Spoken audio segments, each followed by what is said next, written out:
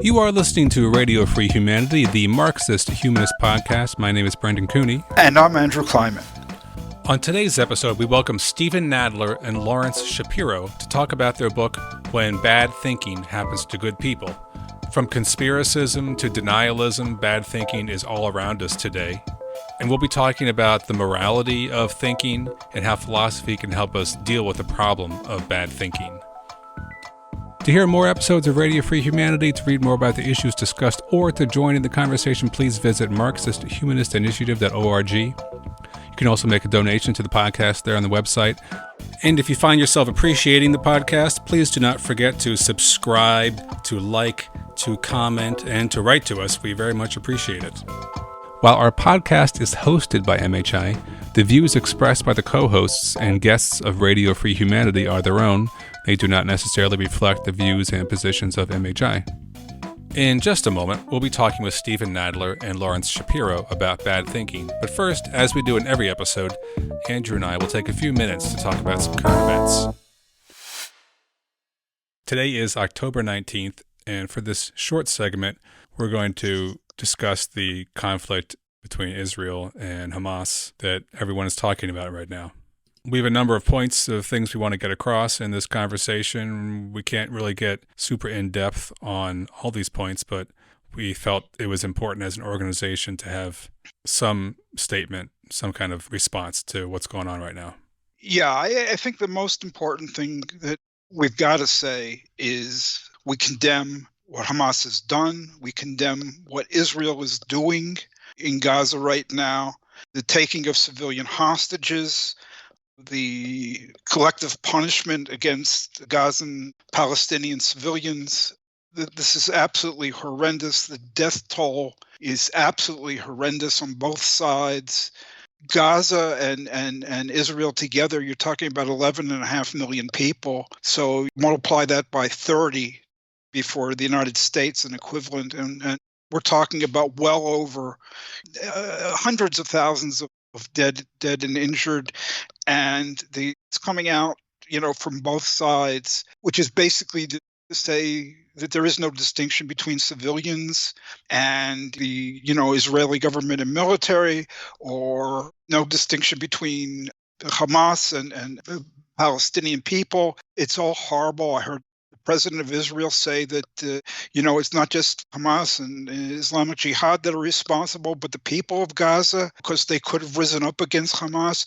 And, you get Hamas treating civilians, people going at a music festival, treating them as if they're combatants. Absolutely horrible, and it just has to be condemned. We're not the only people condemning it, but we have to add our voice to the condemnation. We should point out that there's been a lack of condemnation of Hamas coming from some groups on the left that we would expect would have the basic moral decency to condemn just a brutal terrorist attack launched by Hamas. There have been characterizations by some on the left of the Hamas attack referring to it as like some kind of legitimate self-defense, or like this is what you get for Israel doing what it's doing kind of response. There have been some really shocking celebrations of the Hamas terror attack, including this rally from the Democratic Socialist America in New York City, where reportedly people were celebrating the killing of innocent Israeli civilians, chanting the number 700, because apparently at the time that was how current casualty count when the rally took place. Yeah. And meanwhile, in the U.S., you get a ratcheting up of attacks against Palestinians, in the United States, Muslims, Jews, okay? And this is just part of that hate, the stuff you're talking about. It's just this rising, sentiment of hate. And it can call itself left, but it's reactionary. Yeah. It's just sad to see even groups that I thought would, there have been a lot of people rightly calling for a de-escalation of the conflict and criticizing what's going on in Gaza right now. But I was sad to see some groups that I expected to have a more robust or balanced statement only talking about the aggression against Gazans by Israel and not talking about Hamas at all in their statements. Even like the group Never Again Action, which is a Jewish group in the United States that does immigration reform.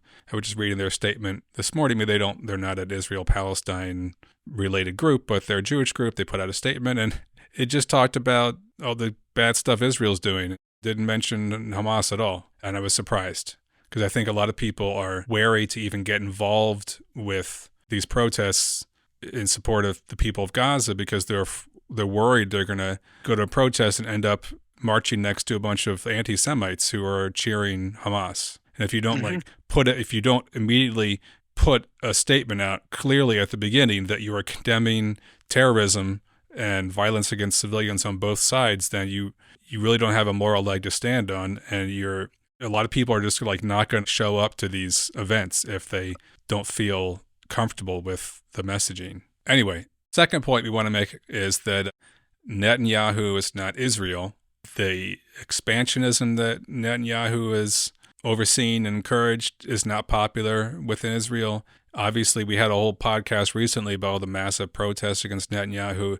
His policies are not, and his politics and Netanyahu are not the face of all Israelis. Right. On the 11th and 12th, the biggest Israeli newspaper did a poll, and support for him and his allied parties just plummeted. They now have support of 35% of the population, with 65% opposition, and most of that is Jewish parties more to the left or Arab parties in Israel.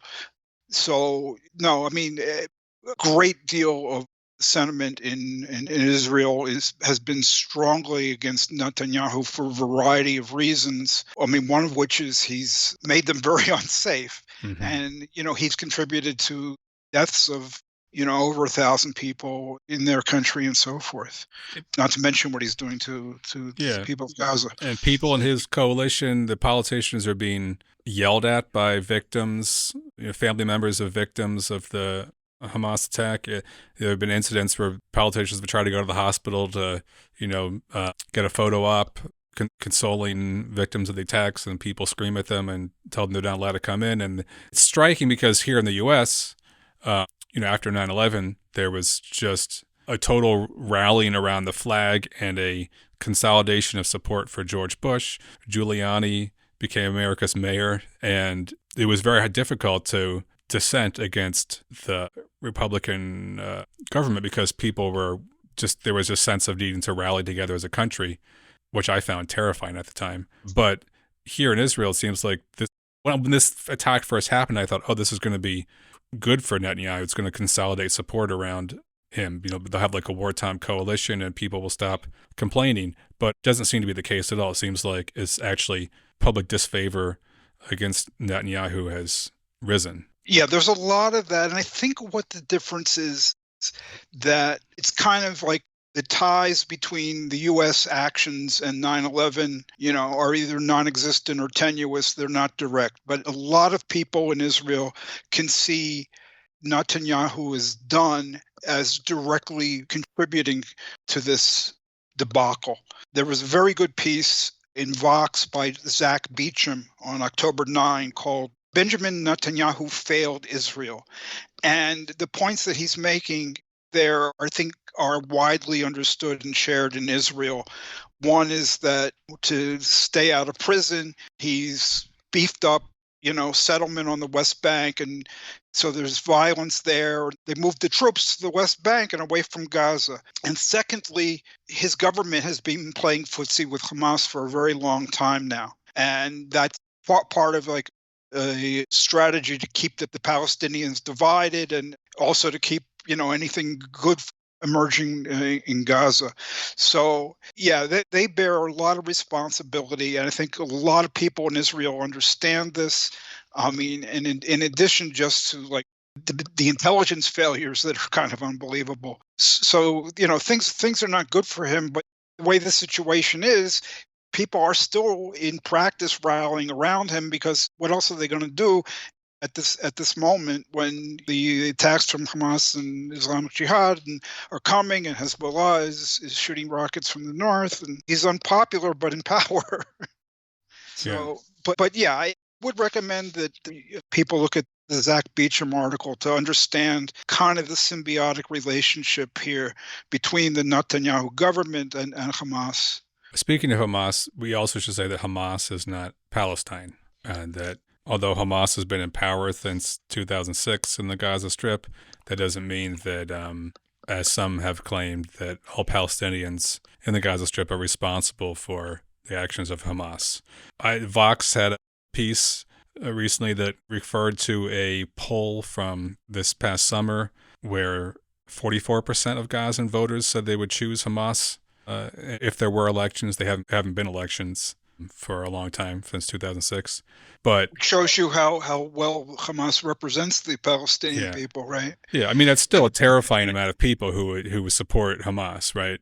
It's still a big number, and it's unfortunate, right. But it doesn't mean that they control all the social services in the area. Yeah. Look, there are also Palestinians on the West Bank, and the West Bank leadership is incredibly different from Hamas. But Hamas is like fundamentalist Islam, uses terroristic methods, the worst sort. There have been armed Palestinian resistance things going on for a very, very long time. And that's not, Hamas is a part of that, but it's not the whole of it. Yeah. We in MHI are committed to is democracy within Israel, and that includes for the non-Jews of Israel, and not so-called judicial reform of Netanyahu, and democracy in Palestine, so that each people can decide for themselves what they want to do instead of having someone else decide for them. And that's about the best you're going to do, in a world where the laws of capitalism and, the US and Russia and Iran, bigger state actors are still involved. But evidently there's some myth that exists in parts of the left that if Hamas wins this war, whatever that would mean, that would give democracy to Palestine. I mean, hardly they haven't they've been able to hold elections. They haven't done so, and frankly they use the civilians of Gaza as a shield. Literally, they put civilians up in front of them so they don't get shot. This is a reactionary, theocratic, clearly very anti-Semitic, and I'm not talking about anti-Zionist, anti-Semitic organization. There's no prospect of democracy coming from the ranks of Hamas. Yeah. Marxist-Humanists have, for a very, very, very long time, our whole existence, also affirmed the right of national self-determination as an inviolable right, and that goes back to Lenin and before, but we've always upheld that. And that means the right of national self-determination for Palestine, Palestinian people, and the right of national self-determination for Jews. And I think what's most important about what Raya Dunyaskaya added to this question was the understanding that what is a people gets determined by the people themselves. At one point, they might not see themselves as a people. At another point, they begin to develop a national consciousness. So it's not for others to define who is a nation or what are the criteria of nationhood. Okay, it's up to the people themselves. And we've said that with respect to, the imperialist invasion of Ukraine by Putin. He said, well, the Ukrainians are not really a nation. Well, it's not up to him to decide. The Ukrainians are saying they are. And we have to reiterate that, I think, right now with the Israel-Hamas war. Both sides, Palestinians and Jews, see themselves as nations, and question of identity has to be respected, and the rights of national self-determination have to be upheld. Obviously, that's extremely difficult, and it's being violated in every which way right now. But this is the only way out of the slaughter, the horrors that are to come that could even lead to World War III. Another major concern is what this war might mean for the war in Ukraine in terms of funding, in terms of international attention. It's concerning, and in terms of why this war has broken out at this moment, I think it's helpful to think of the principle who benefits. I don't have any secret intelligence. But if you look at who's being helped by this war, it's not Israel, it's not Netanyahu, it's not Hamas. They're going to be crushed, whether or not, there's a ground invasion of Gaza. They're going to be crushed. Who's being helped? Iran, and above all, Vladimir Putin. U.S. attention is being shifted away from Ukraine. There's, limited money that the U.S. is going to dole out. This is being shifted to Israel. Chaos in the world. Who does it benefit? Vladimir Putin. So if he is not behind this, and if Iran is not behind this, well, perhaps they're not directly behind it, but clearly they benefit. I mean, this is just another reason why this war is so concerning, because it is encouraging and helping some of the most malign regimes in the world. Mm-hmm. Another point that we wanted to make is just how stunning Israel's intelligence failure was in this case, and to point out that this shows how, although U.S. aid in the world can't fix incompetent government, the Netanyahu government was solely focused on keeping Netanyahu out of jail. It wasn't really focused on like the needs of Israeli citizens or any kind of peace process, and led to some real security lapses. This was like a really stunning failure. Yeah, I mean, I don't know why the intelligence failure, strictly speaking, talking about intelligence, I don't know why that happened, whether there was intelligence generated by the Israeli intelligence forces that got ignored, but the security failure of moving troops to the West Bank, of encouraging political failure involved in encouraging Hamas, so you keep the Palestinian leadership divided.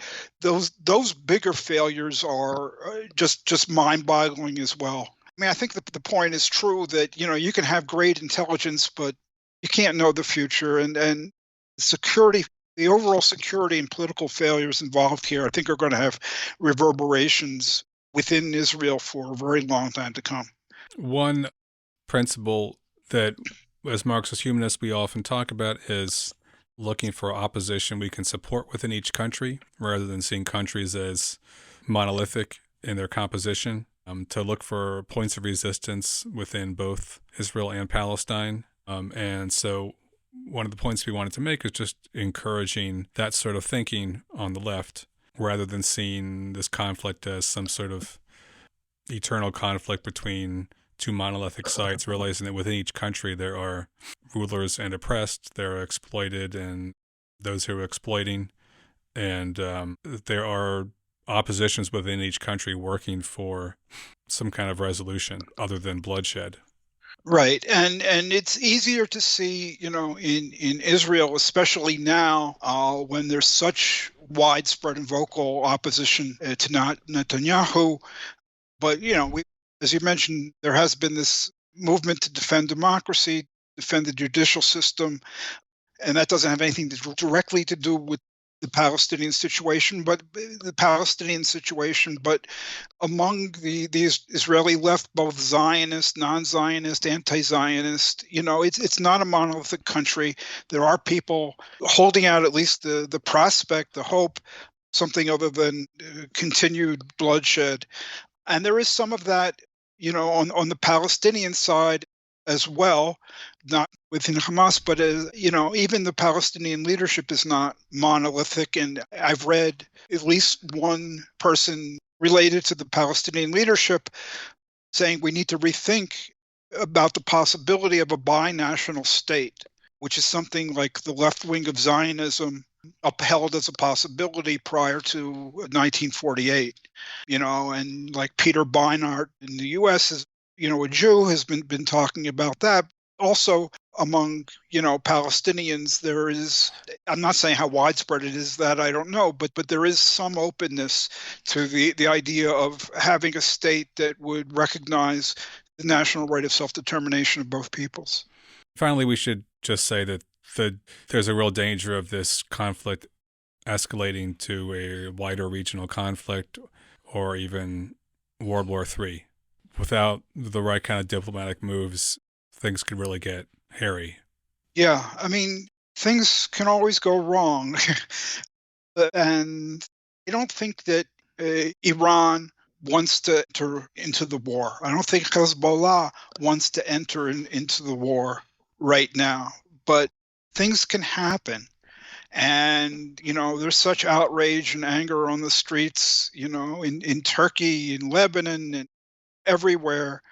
The United States is not in a very stable situation right now. Lots of things could go wrong. And making a prediction, I have no way of even putting a subjective probability, but it is a very scary moment, even, when you're more or less halfway around the world. Yeah. Okay, I'm sure we will return to this topic a lot in future episodes, so stay tuned.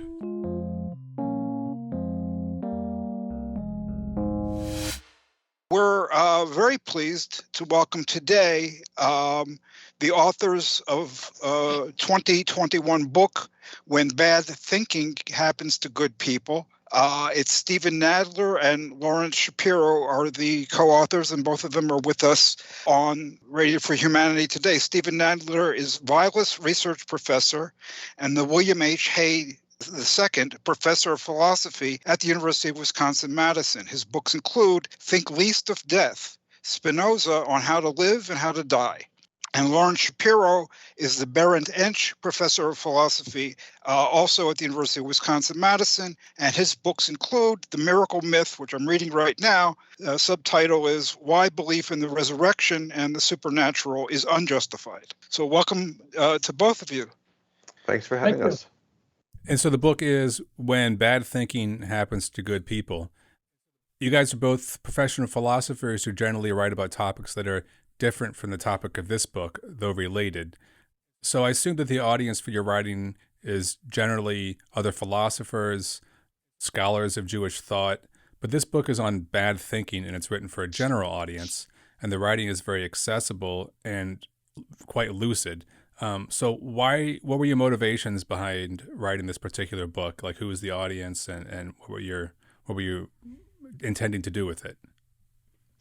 It's true that it's different from what Larry and I each generally write about in articles and books.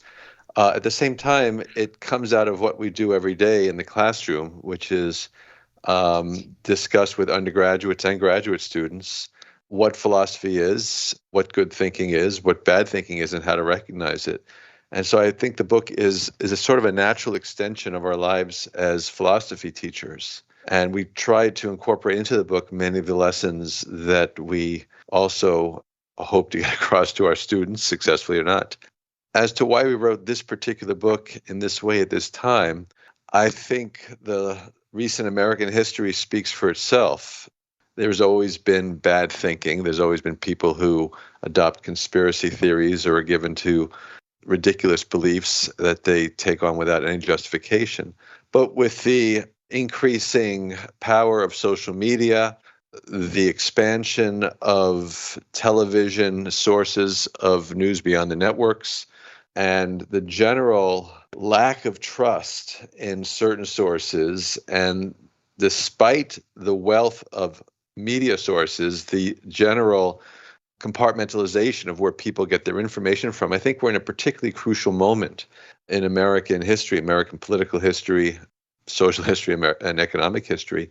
And the number of conspiracy theories that are flying around about vaccines, about elections, and so on, it seemed a particularly good time to sound the alarm and try to provide some diagnosis as philosophers to what's going on. I would add that I agree with everything Steve just said. He described my motivations well, but I also have family members who believe in conspiracies, and just speaking personally, it's very frustrating to know personally people who believe things for all the wrong reasons. And part of writing this book was not just a response to the kind of bad thinking that we saw behind election denialism, vaccine denialism, but also I have personal acquaintances who believe these crazy conspiracies, and it was kind of therapeutic for me to write something about that. Yeah, and it's not always uneducated people. Speaking of conspiracies, I got into it with an economist. I'm an economist. This guy, used to publish in statistics, so he knows statistics very well, but he's, 9/11 conspiracy buff. So yeah, it goes up and down. There's a well-known philosopher of science, we mentioned him, I think, in passing in the book, who knows all about confirmation, Bayesianism. He's equipped with all the statistics that he needs in order to evaluate the justification for a belief, and yet he's a JFK conspiracy theorist. He's a World Trade Center conspiracy theorist. He's a Sandy Hook conspiracy theorist. So, yeah, bad thinking happens to very smart people. Wow. Yeah, I really got a kick out of the title of the book, When Bad Thinking Happens to Good People. That reveals my age. Sorry to say.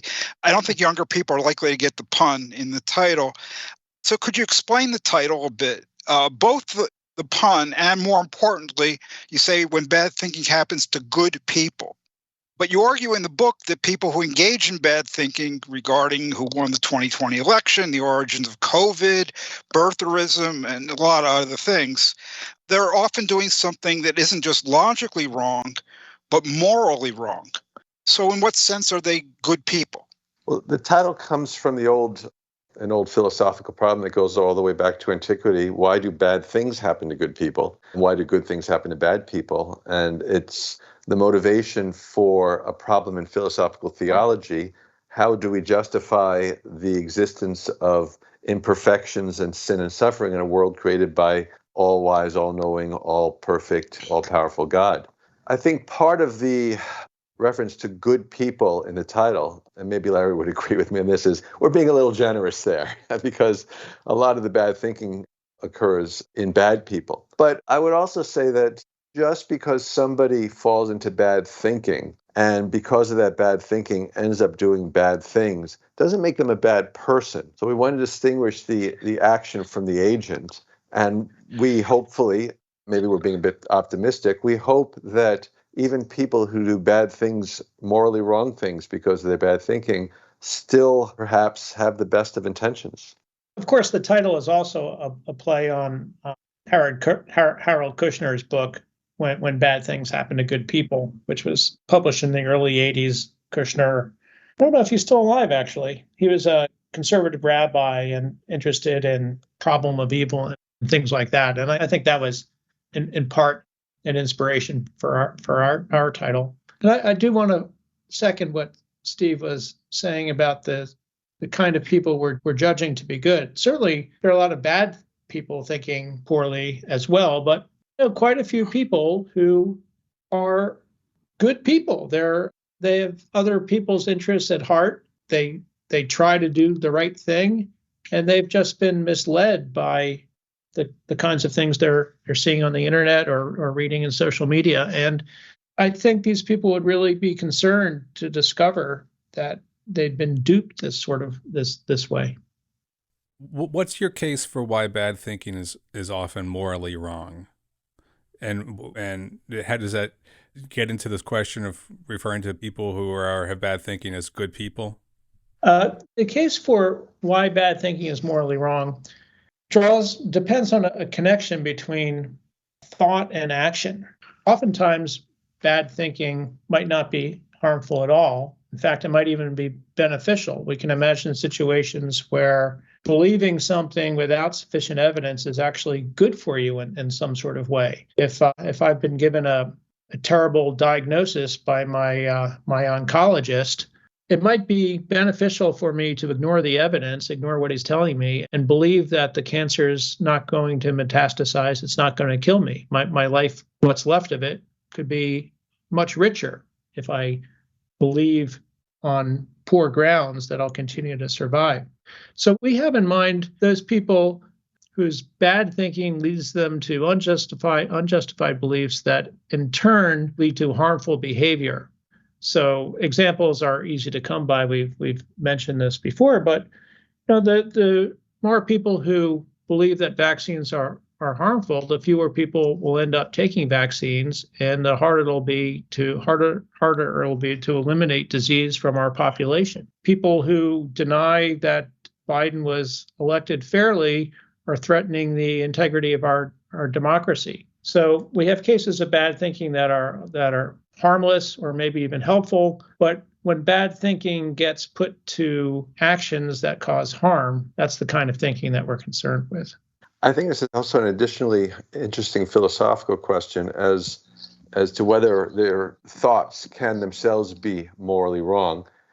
And it seems quite likely they can be. I mean, you can have immoral thoughts, even if they don't lead to action. But that's a totally different set of questions. But when we say that bad thinking is morally wrong, what we really are referring to is what Larry described as when bad thinking leads to bad actions. Yeah, later in this interview, I want to maybe explore that some more, and the question of whether this kind of thinking is always leading to bad actions, even though it helps the people who engage in it, maybe it just rots our minds and our morality. But let me just ask a really simple question. Throughout the book, you use the term epistemic stubbornness. And did you mean the same thing as dogmatism, or maybe something like dogmatic attitude? Or is there something different? That was a good question. I'm wondering about this myself. I tend to think of a dogmatic person as making a claim that is, in some sense, independent of considerations of its truth or justification. They're going to believe, say, in God, no matter what you tell them, whether they have reasons or not, they're going to insist that God exists. Whereas I see epistemically stubborn people as recognizing the importance of evidence for a belief, but refusing to give up the sort of evidence that they might be holding on to in face of stronger counter evidence. So it could be, and I'm not sure about this, but it could be that dogmatic people are unconcerned about reasons and justification in a way that an epistemically stubborn person might be. I don't know, Steve, do you have a different thought on that? Yeah, it is a good question. I can think of people who are dogmatic. If you're dogmatic in your adoption of a belief, and so you adopt it without any evidence whatsoever, you just think, oh yes, that's true. But if you're willing, in the face of counter evidence, to revise or abandon the belief, then that's maybe where dogmatism and stubbornness part ways, because the epistemically stubborn person is not willing to recognize the value of the counter evidence. I'm not so sure. I might disagree with Larry on whether the epistemically stubborn person is self-consciously epistemically stubborn, whether they're aware of the counter evidence and that the counter evidence does, in fact, refute their belief, but they're going to hold on to it anyway. It may be that the epistemically stubborn person just refuses to recognize the validity of the counter evidence. But I'm sure, I think there's a broad spectrum, both for dogmatism and for epistemic stubbornness. So if I'm getting this right, dogmatism, as you're using it, refers to the grounds or lack of grounds for adopting a belief, and epistemic stubbornness has to do with hanging on, come what may. So it's actually worse than dogmatism, because somebody might adopt a belief for dogmatic reasons but be persuaded by good evidence, whereas the epistemically stubborn person would not. Have I got that right? Perhaps, because I also think somebody could be dogmatic about certain beliefs and have arrived at those beliefs in a perfectly reasonable way, but they're just going to stand by those beliefs come what may. So I think there's just a great deal of overlap between the two. And I think it might be that calling somebody dogmatic and calling them epistemically stubborn amounts to the same thing, or maybe dogmatic is just a more colloquial way to refer to somebody who's epistemically stubborn. You don't see people walking around saying, "Oh, you're just being epistemically stubborn," but you do see people accusing others of being dogmatic. And so you're saying basically the problem that is pervasive is epistemic stubbornness, okay, which sometimes is colloquially called dogmatism, and it's logically wrong. And it's morally wrong when it has harmful effects. That's I right. can live. Yeah, I can live with that. Okay. Okay. I just like to make sure I got the pieces of the argument all kind of together there. Yeah, I think in the history of philosophy, I can think of philosophers who are accurately described as dogmatists, but they're not epistemically stubborn. Take Descartes, for example, who propounds fairly dogmatically certain doctrines, but he will offer you arguments for those doctrines and will defend them. You may not accept his defense and you may not accept his doctrines. He's being dogmatic. He's standing by his guns, but not without arguments. So that would be the difference between him and we're calling the epistemically stubborn person. And the sense in which he's dogmatic is then... He's not abandoning his beliefs because he doesn't recognize that your arguments are better than his arguments. And in what sense is that? The difference, what differentiates him from an epistemically stubborn person is, imagine you have two people who both have epistemically good arguments for their positions. Right. No, I understand the difference. I don't understand the sense in which he's dogmatic. Because he's standing by, I think the way I'm using dogmatic here is that he's standing by his position and the arguments he has for his position. He just doesn't see that the counter arguments are strong enough to override his. Okay. Yeah, I'm thinking about it differently, Steve. But maybe it amounts to, I'm not sure if it amounts to the same thing. I'm imagining a dogmatic person. I mean, you could come across someone who just states things dogmatically with very little reflection. Here's how things are.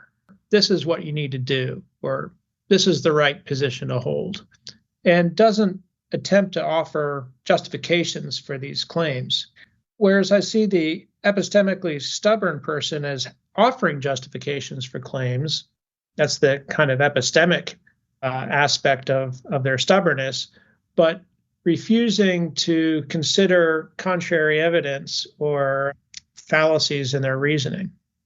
Yeah, that's why I think I'll stick with my suggestion of a spectrum dogmatism, going from covering all the positions we described. Well, doesn't the notion of dogmatism usually mean that you're appealing to a fixed set of beliefs as your proof? So you might say, well, I know that human civilization is so many years old because it says so in the Bible. So your appeals to truth are like specific to like a fixed way of thinking. But what if the fixed way of thinking you're appealing to is logic, the laws of logic? Well, that will be different than dogma, right?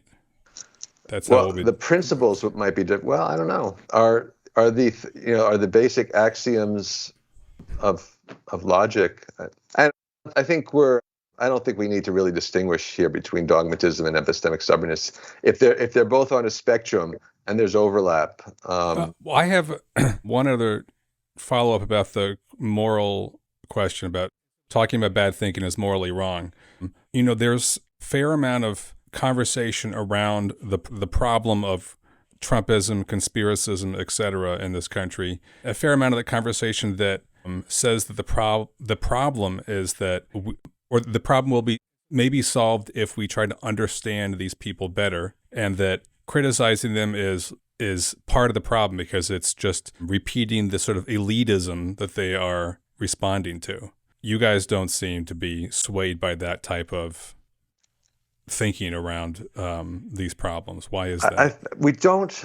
I think we certainly do see the economic and social problems that will cause people to abandon traditional ways of resolving them and maybe grow frustrated with politics as usual and turn against the powers that be at the moment and throw their lot in on the other extreme.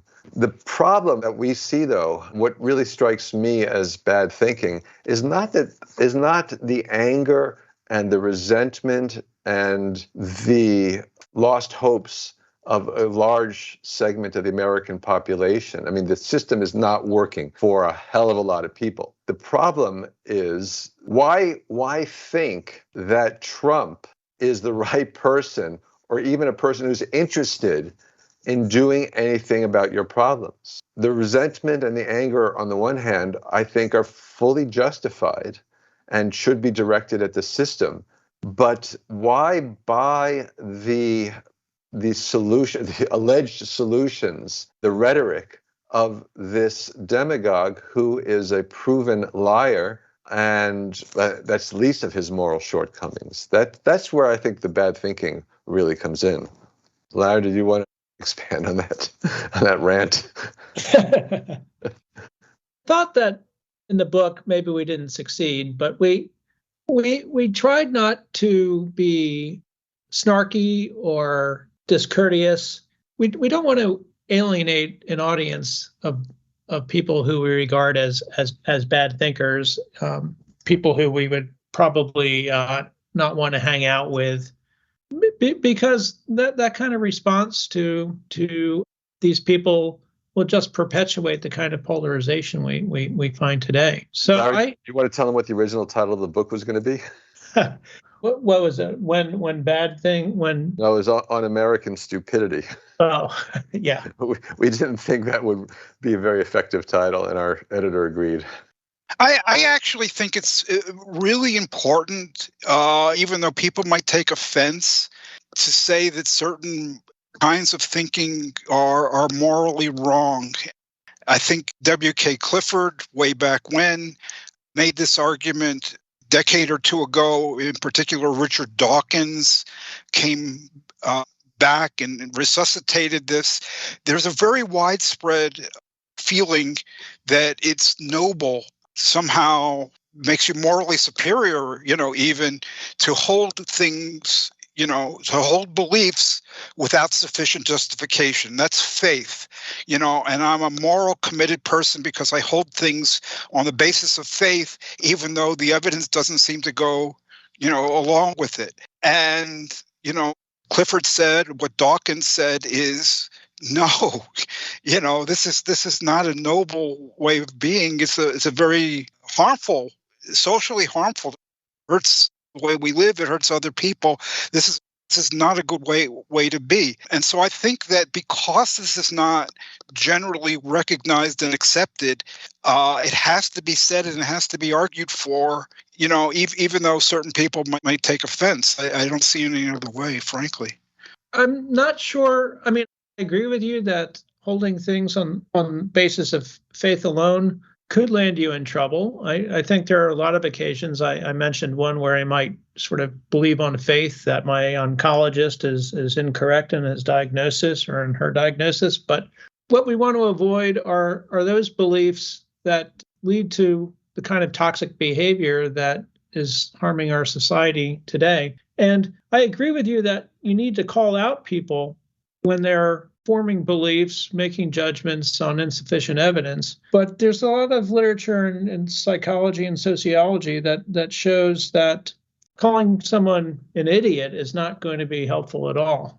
So you have to maintain a kind of, I think, courtesy or decorum in your interactions with people with whom you disagree. If for no reason other than the fact that you're more likely to persuade them of something when you take that attitude. Right. I mean, there's one issue of, how you talk to people. The other is, I think, the issue of is the nature of the case. I mean, is it in fact a noble thing, or is it morally wrong to engage in such behavior, whether or not you communicate that to an individual or not? I don't know. I think those are distinct questions, right? Yeah, I think so. Yeah, I think if you believe humility is a virtue, then you're probably going to find presenting yourself as a moral paragon somewhat distasteful. I think it all depends upon what you think is the proper attitude to take towards your own status as a knower. Do you engage in self-promotion, or do you recognize, and I know we'll come to Socrates later, that whatever you do know is hardly anything compared to what you don't know? Just to give our listeners a taste for the flow of your book, you begin basically with, you have an introduction, and then talk about rules for reasoning and procedures for reasoning well, logic. And some of that discussion is about the kinds of problems that people commonly find it hard to reason well about. And one of the most important of these, I think, is the so-called base rate fallacy. And you introduce this using the common example of a witness at a trial, and he testifies that he saw a blue taxi cab. And when you evaluate his testimony, though, we shouldn't ignore the fact that, okay, he's not lying, and his perceptions are pretty accurate, but 85% of the cabs in the city are green cabs, not blue cabs. And he said he saw a blue cab. So even though he's not lying and his perceptions are pretty accurate, he's still probably wrong. Okay, so you then take that kind of textbook example and go on to discuss the far more serious problem of conspiracy theory. So what does this blue versus green cab problem have to do with the acceptance of conspiracy theories? The base rate fallacy involves thinking that the evidence you have for the truth of some proposition can be, in a way, independent of the probability of the event that proposition is naming. So let's change the case to something a little bit more intuitive. Imagine you have a 6-year-old daughter who is generally pretty reliable. I mean, we could put a number on it if we want. 80% of the things she reports as being true, she's right about, something like that. And she comes home one day and tells you that a fire alarm went off in school. And you think, okay, she's telling me that a fire alarm went off in school. She's generally pretty reliable. There's nothing too unusual about a fire alarm going off in school. There are drills for this, once a month or once a semester or whatever. So you accept what she's saying. She comes home another day and tells you that there's been an alien invasion at school. Now, she's just as reliable today as she was when she came home and reported the fire alarm. It just is the probability of an alien invasion is so extremely low that her statement affirming such an invasion is no longer good enough evidence for you to, in order to justify your belief that this alien invasion really occurred. And this takes us to conspiracy theories. If we're told that that the Democratic Party has been taken over by Satan worshiping pedophiles and lots of celebrities from Hollywood as well, this is just a really implausible claim. It seems really unlikely that there really be a Satan worshiping group of pedophiles governing the Democratic Party right now. And because of its extreme unlikelihood, in order to justify a belief that this is actually going on, we need really, really strong evidence, much stronger than I think anyone's ever come up with. And the same, if you think that the pyramids were built by aliens, well, that's really improbable. And so because of the improbability of that event, we need much stronger evidence than we would for justifying belief in a normal sort of event. So that's the message I take away from the base rate fallacy example involving the taxi cabs. The less likely something is that you're trying to justify, the better the evidence you'll need in order to justify it. Yeah, let me just say something. I think it's important, and you say this in the book, but you didn't mention it today. It's important not to. I think what all of the examples show is that you don't throw away what you already know, and so you don't just listen to the witness at the trial, and you don't just listen to your daughter.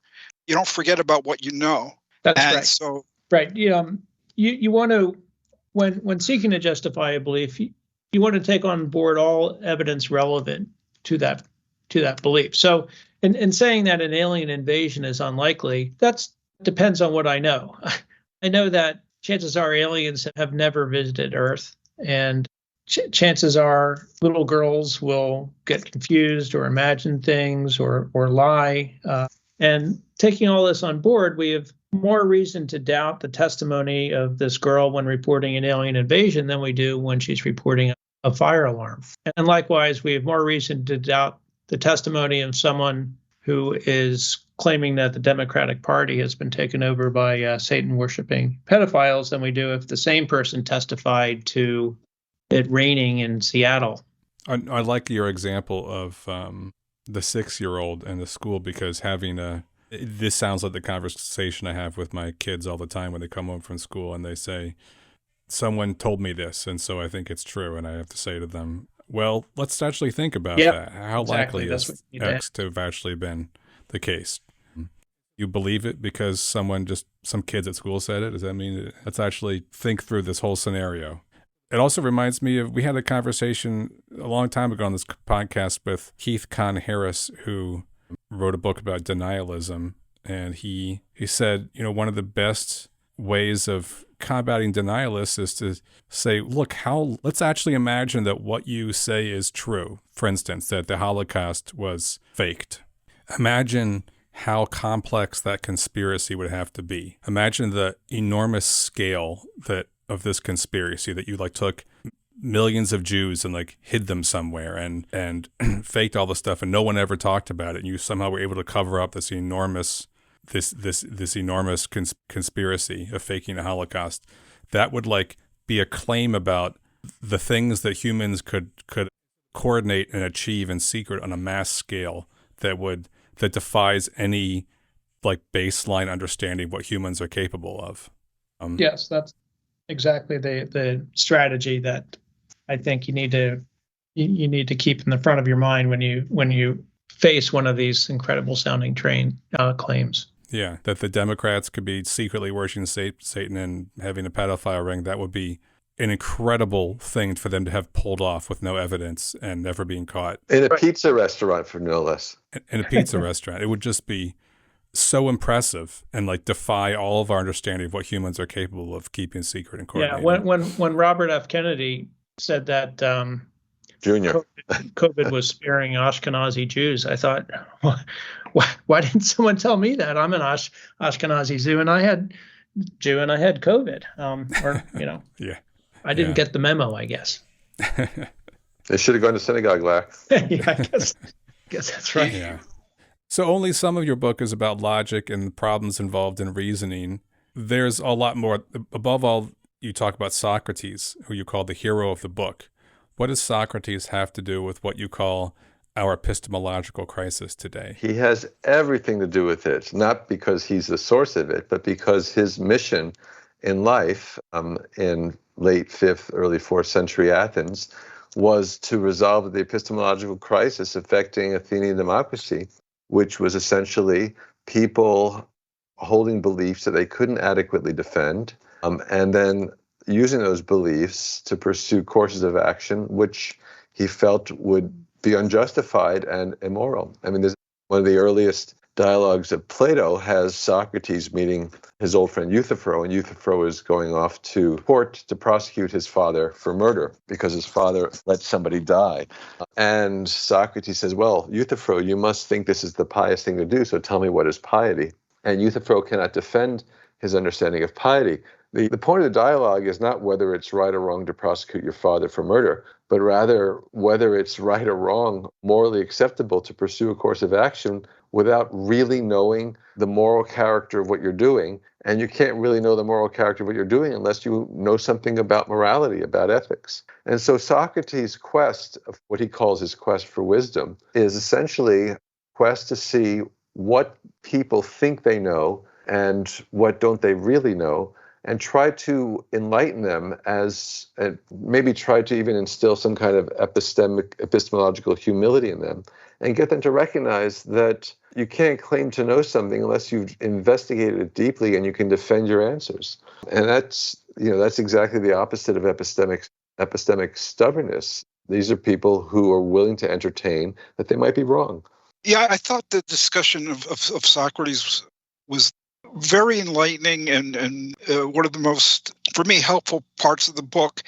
And you connected what you've just said to this thing that Socrates said, which I think there's an argument in the book that it's not really translated correctly. The unexamined life is hardly worth living. Can you talk some about that? Yeah. What's the real meaning of that statement? The way I understand the statement is an unexamined life is a life in which you don't use your rational faculties to their fullest capacity and to their fullest. And so you're not exercising the proper human function. You're not living the proper human kind of life, because the human life is defined by its rationality. And if you are not examining your beliefs, if you're not examining your actions in the light of your beliefs, if you're not subjecting your values to the most critical test of all to see whether they are the true values, then you are not living as a human being should live. And that, as the phrase goes in the dialogue, that is not a life worth living for a human being. It's not that you should kill yourself, but rather you should try to move yourself up to the level where you are someone who is flourishing as a human being, that you're exercising the human capacities with excellence. I think this is hugely important. I'm not an expert in any of this stuff, but to me, this really was clarifying because it goes to the nature of the kind of crisis I think we're facing and what it means to be human and what we're capable of and what there's a lot of resistance to that kind of life. Yeah. It's easy to live an unexamined life. You watch TV, you find ways to distract or entertain yourself, and you never really subject yourself to the kind of critical examination that you might subject others to. One of the great and most prevalent sayings in ancient Greek philosophy and in ancient Greek drama, and this was something that was inscribed over the Oracle of Delphi, know yourself. That's the essence of the examined life, know yourself. Or as John Stuart Mill put it, better a Socrates dissatisfied than a pig satisfied.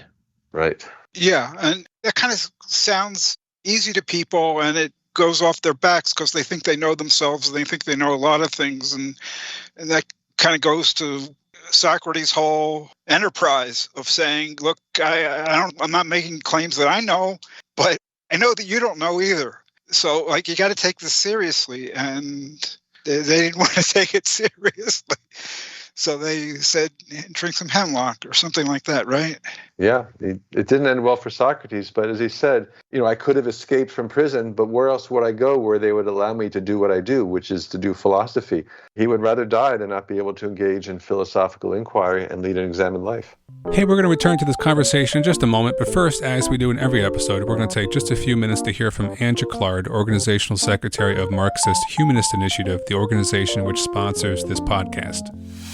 Marxist-Humanist Initiative, or MHI, aims to contribute to the transformation of this capitalist world by projecting, developing, and concretizing the philosophy of Karl Marx and its further development in the Marxist humanism articulated by Raya Dunayevskaya. The ongoing COVID-19 pandemic and today's many other social, political, and economic crises make this a moment to engage people in discussion of these ideas. In the U.S., we are faced with the threat of Trumpism triumphing, an all-out authoritarianism extinguishing our right to carry on these discussions. Yet at the same moment, the multiracial movement for Black lives has spread to every corner of the country and the world, launching a flood of activism and new ideas that deepen the concept of freedom. MHI is dedicated to the task of proving theoretically that an alternative to capitalism is possible. We are distinguished by our economic analyses in which we do not merely assert but demonstrate that the only opposite to the current world economic system is its abolition and replacement with one not based on the production of, quote, value, close quote. Because capitalism cannot be fundamentally reformed, attempts to reform it lead to an intensification of state capitalism, not to socialism. We are not a political party, nor are we trying to lead the masses who will form their own organization and whose emancipation must be their own act. But we have seen that spontaneous actions alone are insufficient to usher in a new society. We seek a new unity of philosophy and organization in which mass movements striving for freedom lay hold of Marxist philosophy of revolution and recreate society on its basis. Our ideas and actions, as well as our structure and rules, are guided by the interests of working people and freedom movements of people of color, LGBTQ people, other minorities, women, youth, and all those around the world who are struggling for self-determination in order to freely develop their own human natures. We have no interests separate and apart from theirs. To this end, we open our website to the widest possible dialogue with people around the world. We intend intend to practice as well as espouse a two-way road between our organization and people outside it as essential to developing a single dialectic in the relationship of theory to practice, and as the way to assure the survival of Marxist humanism. Please join us.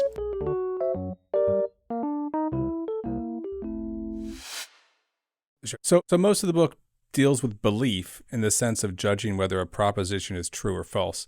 But how central is this to our epistemological crisis now? Might people who believe crazy and demonstrably false things actually be playing a different language game? For example, people who believe or say they believe that the 2020 election was stolen, are they considering a proposition like Biden won and there was no outcome determining fraud and saying it is literally false?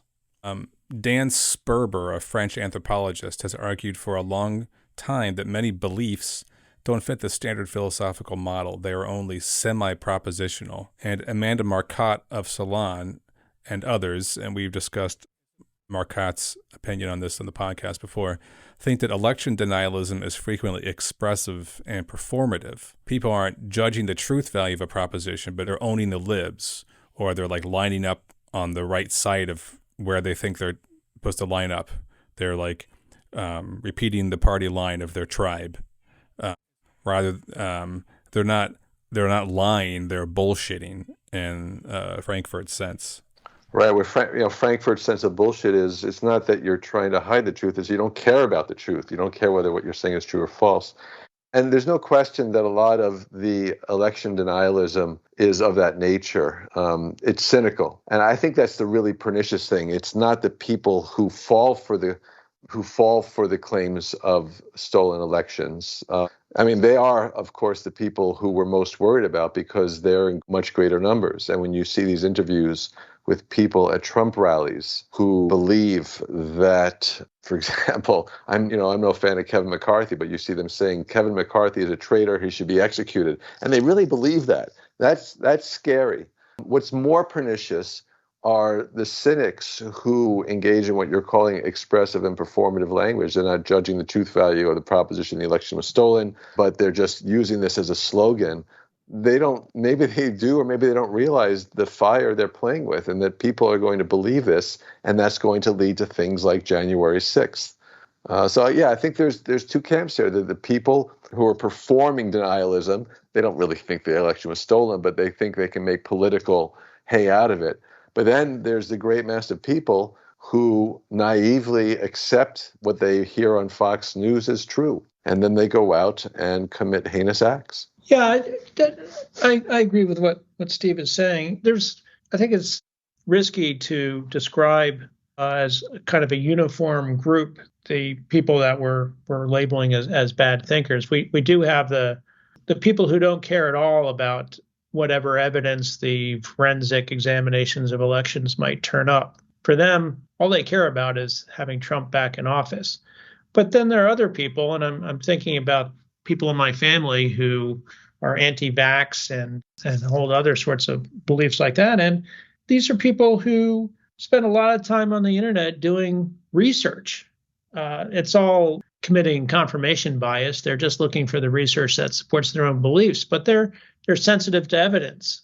They believe the wrong things for the wrong reasons, and yet they're quite confident in their judgments because they regard themselves as having done their due diligence. And in that case, it's a stark contrast to those people who will believe that Trump was fairly elected, come what may. Yeah, and I think part of the problem is that Sperber called, semi-propositional. When you say the election was stolen, it's just not clear what evidence goes along with that, and what kind of evidence, would refute it. For some of these people, I don't think that they're lying, and maybe they're not bullshitting either. But it's like, the real Americans' opinion doesn't prevail. Then the election's been stolen from us. So we're in seems to me a very different kind of situation than looking at discrete propositions like, was there, outcome determining fraud, who got the most votes, where to really deal with this we have to deal with some big, complex concept like, stolen.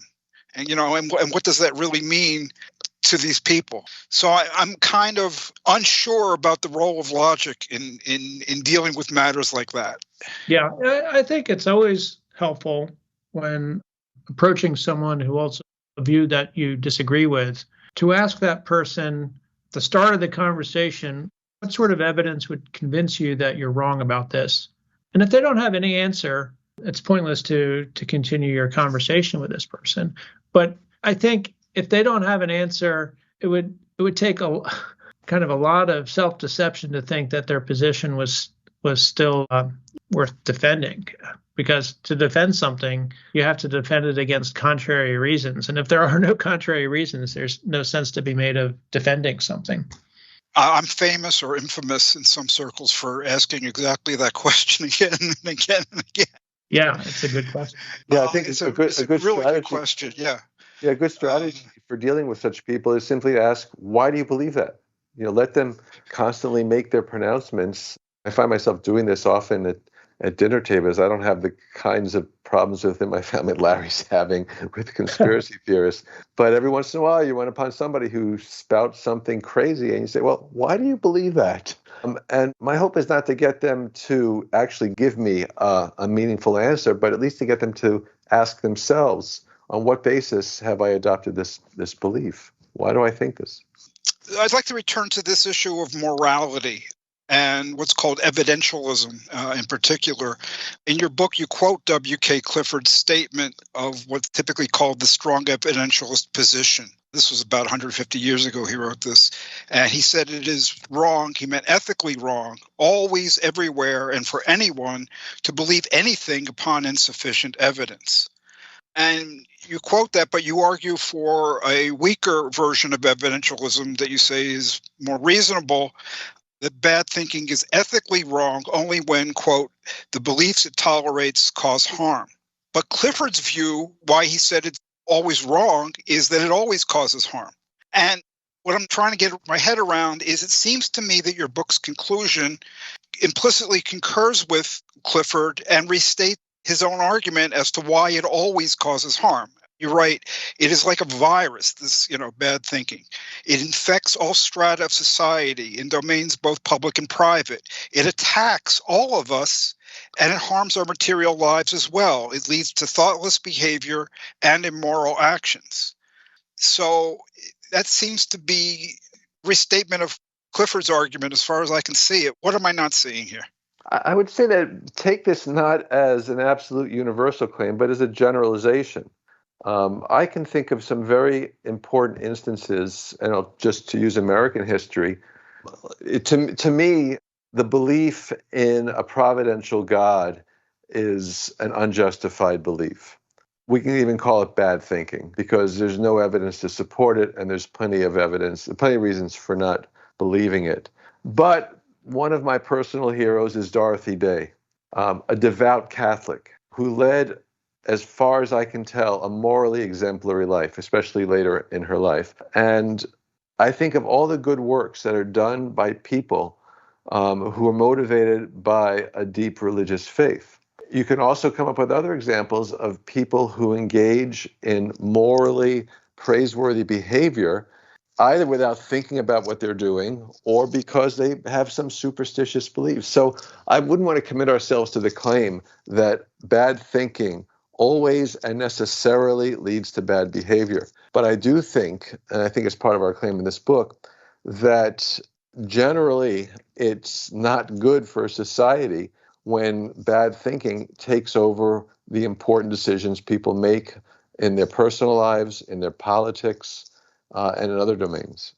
I think I get that. So you're saying, okay, for Clifford, this was, an absolute position.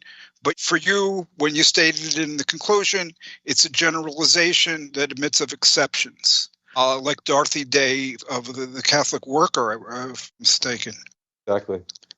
I guess my question then is, Clifford's position seems to be saying that bad thinking or holding unjustified beliefs is itself morally wrong. And I don't think I'm willing to commit myself to that claim. I don't think Larry is either, because we bring in the moral question. I mean, it may be, as I said before, that there are certain beliefs or certain thoughts that are immoral, and not just because they lead to immoral action. But I would think for the most part, we're willing to say that the moral aspect of bad thinking comes in when it issues in deleterious behavior. Right. I guess this is a question of, was Clifford a consequentialist? Is that what you're addressing here? I mean, the way I read Clifford is it's harmful to think this way, just to believe, irrespective of whether you do, because this way of thinking has these harmful consequences in society writ large. Right? That's the way I understand what he's saying. I think, you can look at Dorothy Day and say, here's an individual. She had fervent, deep-seated religious beliefs, but she did a lot of good. Quite true. But if we're looking at society as a whole, it seems to me it's like if we got a virus that spreads, we want to contain that. So irrespective of particular goods or the fact that, it might be prudential, helpful to an individual to believe something without good evidence, the overall societal effect is still very harmful. That's kind of the way I look at it. That does sound. Clifford has some rather colorful, if jaw-dropping claims in this discussion he has of evidentialism. He imagines entering the country tavern with the coarse workers sitting over their beer, unconcerned with whether their superstitious beliefs can be justified, and he views this as a step toward sinking into barbarism and kind of the end of society. And I don't think either Steve or I want to take such a stand. As Steve said, there are exceptions, I think, to this idea that bad thinking will always lead to bad consequences. And I think looking over the passages in the book that you have in mind, if I had to write the book over again, I might be a bit more cautious to make clear that we didn't want to endorse the kind of position that Clifford ends up posing. But I think it's clear enough from the book that we have in mind this more temperate version of evidentialism in which our concerns are really those cases in which the bad thinking that people exhibit leads to these sorts of terrible consequences like election denialism and vaccine denialism. Yeah, here's one way to frame the question. Would I be willing to give up the Dorothy Days for the sake of eliminating the virus altogether? So there'll be no more Dorothy Days, but there'll be no more bad thinking at all. Sure, I would make that deal. So, some cases the virus enters somebody and it's benign, maybe even benevolent. Well, benevolent's not the right word, but beneficial. But maybe it's better to eliminate the virus altogether, even if certain people who would act benevolently with the virus. Yeah, so that on balance, sure, I would go ahead with that deal. Generally, you would go for elimination of the virus. Yes, even if that means yeah, but Clifford would do it for different reasons. But yeah, I would regret the loss of people like Dorothy Day, but on the whole, the overall result would be a good one. Namely, there'd be no more bad thinking anywhere. Yeah, I mean, it could be that Dorothy Day would find other justified reasons for engaging in the benevolent behavior that she did. Yeah, perhaps. Maybe out of just a deep sense of human sympathy. Yeah. Or charity. Yeah. Perhaps the bad thinking is that she is ascribing some supernatural power to her own, sense of social duty to make the world a better place. And that if we just eliminated that need to feel like you're motivated by a higher power to do those sorts of, live that sort of life, then maybe that you'd even have, we'd have a much better world. But it's not that, so her moral actions are not dependent on the bad thinking. Yeah. Yeah. Yeah, well, so thank you so much for being able to do this today, and we will, of course, link to the book so people can check out the book. This has been a very fruitful discussion. I understand the position better than I did. That's more than one can ask for. Yeah. So we've enjoyed the conversation. We appreciate your having us on and giving us a chance to explain things perhaps better than we may have done in parts of the book. Definitely. Hey, that's all the time we have for this episode of Radio Free Humanity. If you like the podcast, please do stop by Marxist-Humanist-Initiative.org to listen to other episodes and to read more about these issues and others. As always, if you like the podcast, we encourage you to write to us, to comment and rate the podcast, and of course to share with all your friends and enemies.